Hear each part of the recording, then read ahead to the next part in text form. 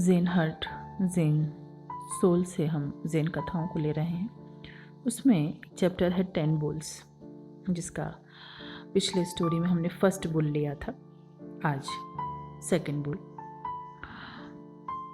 पद चिन्हों का मिलना। नदी किनारे वृक्ष के नीचे मुझे उसके पद चिन्ह दिखाई देते हैं। सुगंधित घास के मध्य मैं उसके पद चिन्ह पाता हूँ।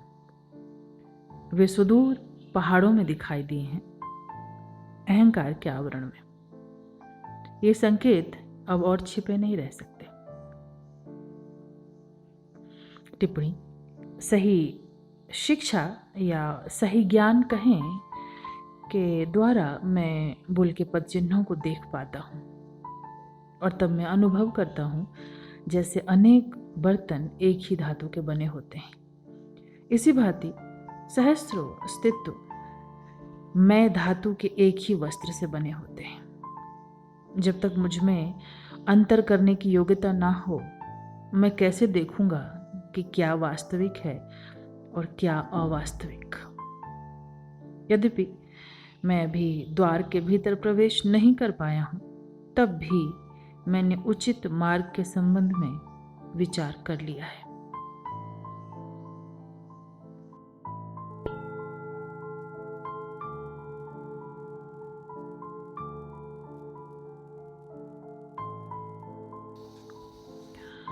कीचू मिजी काल के एक महान ज़ेन गुरु क्योटो के एक बड़े गिरजे टोफुकू का प्रधान था। एक दिन क्योटो के राज्यपाल ने पहली बार उनसे मिलने के लिए समय लिया।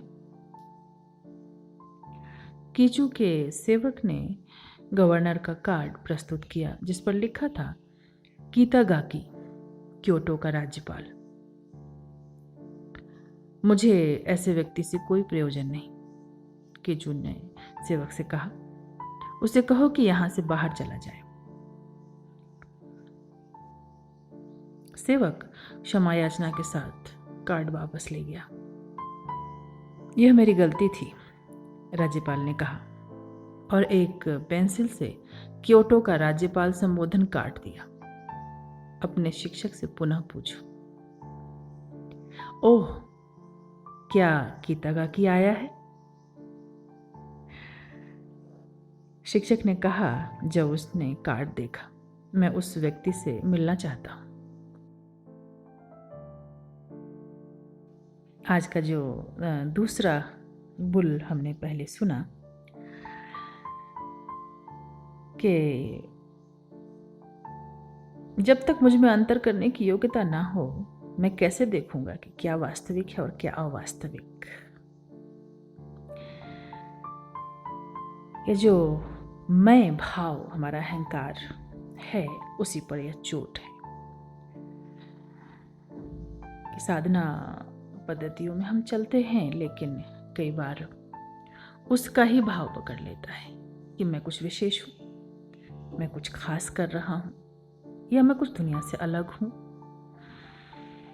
या मैं सर्वोत्तम उच्चतम कार्य में लगा हूं। तो इस पे ही निगाह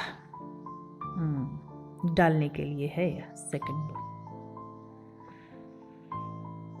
यद्यपि अभी साधक की अवस्थाएं हैं अलग अलग, कि अभी धुंधला धुंधला है, अभी पहचान नहीं पा रहा हूँ, भीतर प्रवेश नहीं किया है, लेकिन दिखाई तो देने लगा है।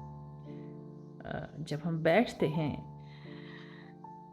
जागरूकता के साथ, धीरे धीरे अभ्यास बनता जाता है, तो जैसे विचार धीरे धीरे दिखाई देने लगते हैं कि वो सामने तैर रहे हैं, और आहिस्ते आहिस्ते कम होने लगते हैं और शून्य के दर्शन होने लगते हैं। तो यह जो देखने की कला आती है, तो धीरे धीरे हम कृत्यों से खुद को भी डिटैच करने की कला अपने आप आती जाती है। हम देख पाते हैं कि जो भी हम कर रहे हैं उसमें कितना हमारा कर्ता भाव है, कितना मैं है।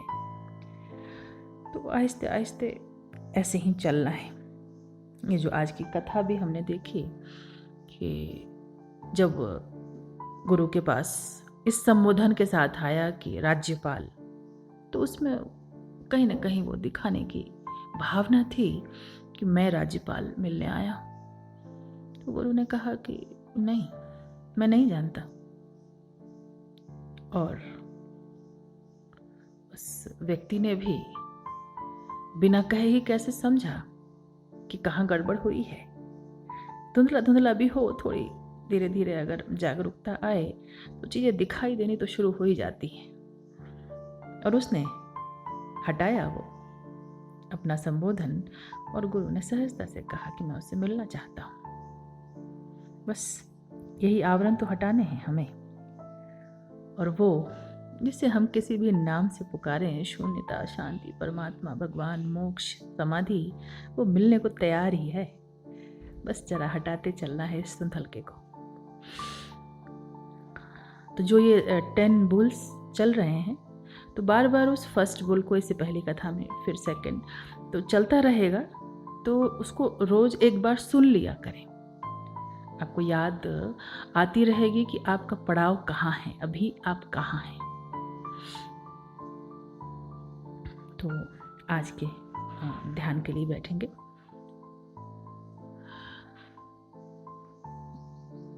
जो भी मित्र लगातार ज़ेन सीरीज इस को सुन रहे हैं उन्हें मालूम है। अगर कोई पहली बार सुन रहे हैं तो उनके लिए शरीर को आराम से करके बैठ लें। कोई ऐसी जगह नहीं ली है तो ले लें जहां आप थोड़ी देर बैठ सकें। आंख बंद करके अपनी आती जाती श्वास पे निगाह, उसमें अपनी ओर से कोई गति नहीं, श्वास आ रही है और जा रही है।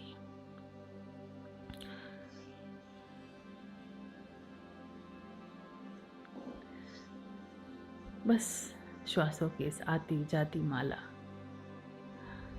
की ओर जागरूक होना।